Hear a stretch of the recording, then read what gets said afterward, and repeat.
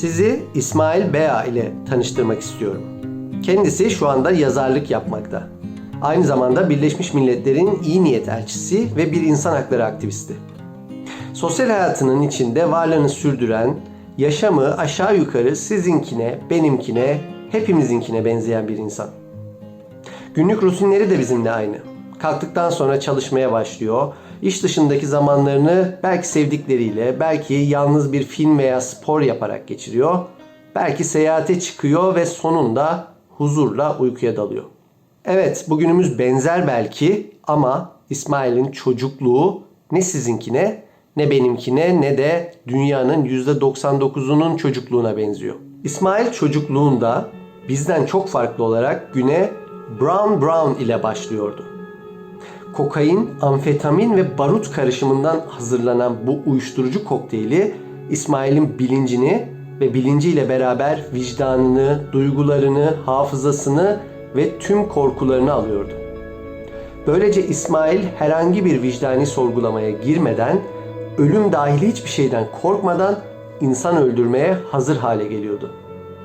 Nitekim gün bitmeden bir çatışma durumu olduğunda da elindeki otomatik tüfeği kullanmaktan çekinmiyordu.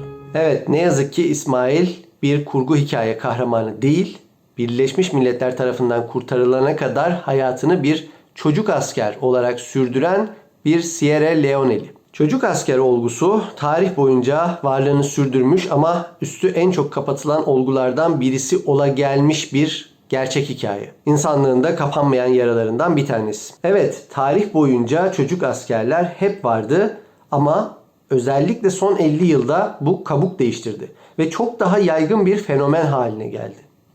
Bugün çocuk asker sayısının tam 250 bin kişinin üzerinde olduğu tahmin edilmekte.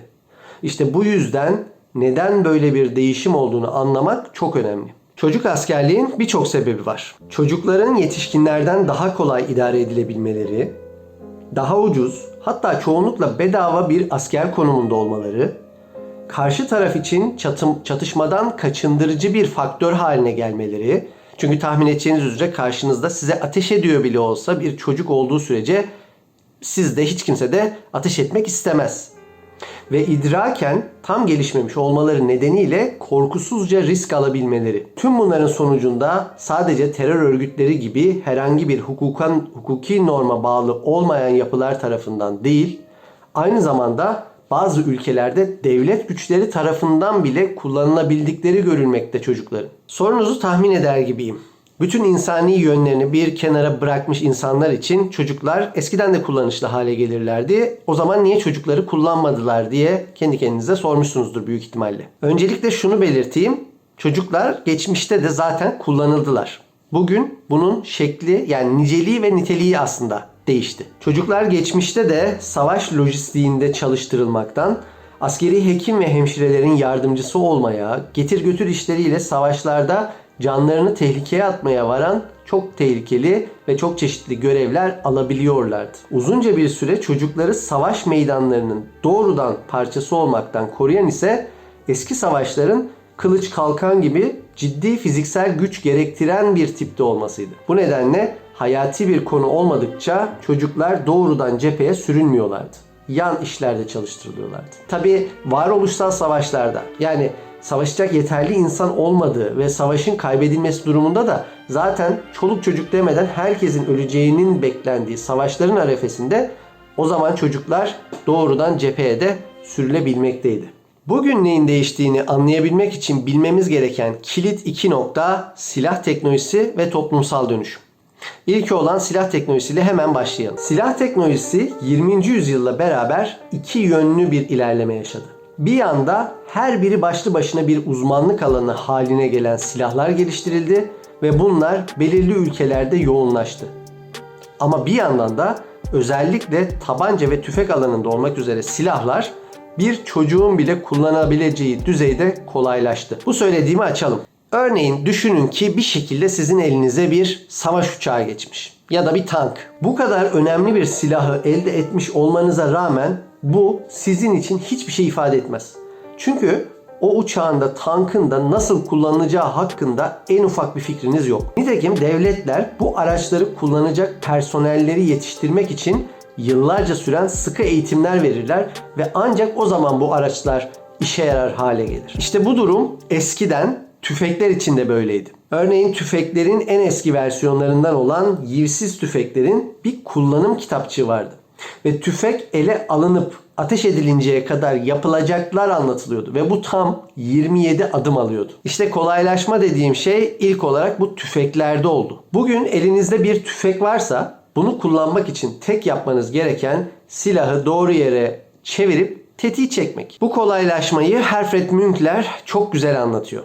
Diyor ki Herfried Münkler, elde taşınan ateşli silahların atış güçlerinin oldukça artmasına rağmen ağırlıklarının giderek azalması, çocuk askerlerin çatışmalarda bütünüyle devreye sokulabilmesinin temel nedenidir. Üstelik silahlar yalnızca hafiflemekle kalmadı, küçüldüler de. Bazıları yetişkinlerden ziyade çocuklar için tasarlanmışa benziyor. Toplumsal yapıdaki en önemli değişim ise başarısız ya da çökmüş devletlerin ve kaotik iç savaş ortamlarının bir anda çok ciddi şekilde artması oldu. Bu çatışma ve kaos ortamında bireyler için güvensizlik, hayati tehlike ve yokluktan başka bir seçenek kalmamaktaydı. Bu nedenle bu ergenlik döneminde birçok çocuk için silahlı güçlere katılmak, korunma, toplumsal statü, varlık edinme yolu gibi kapılar anlamına gelebilmekte. Bu nedenle zorla personel edinmeler kadar gönüllü katılımlar, hatta yokluk içindeki aileler tarafından satılmak gibi bile durumlar söz konusu. Benzer şekilde bizlerin PKK örneğinden bildiğimiz gibi zorla evlendirilme, taciz, tecavüz, berdel gibi sorunlardan kaçmak için terör örgütleri dahi bir kurtarıcı gibi görülebilmekte. Evet, bizleri insanlığımızdan utandıran, hatta bütün bunlar oluyorken biz nasıl hayatlarımıza devam edebiliyoruz dedirten bir sürü şey oluyor dünyada.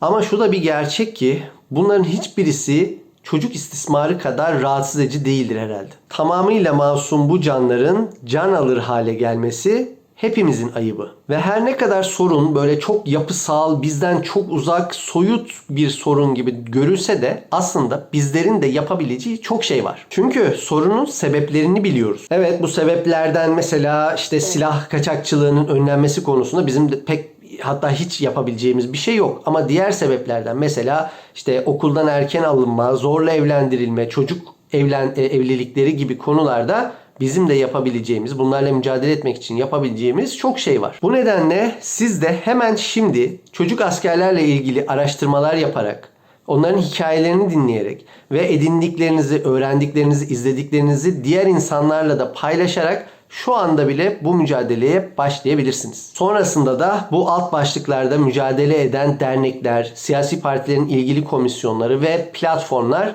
sizleri bekliyorlar. Bugün çocuk asker kullanımına karşı mücadele günü. Hadi siz de bugün bu mücadelenin bir parçası olun.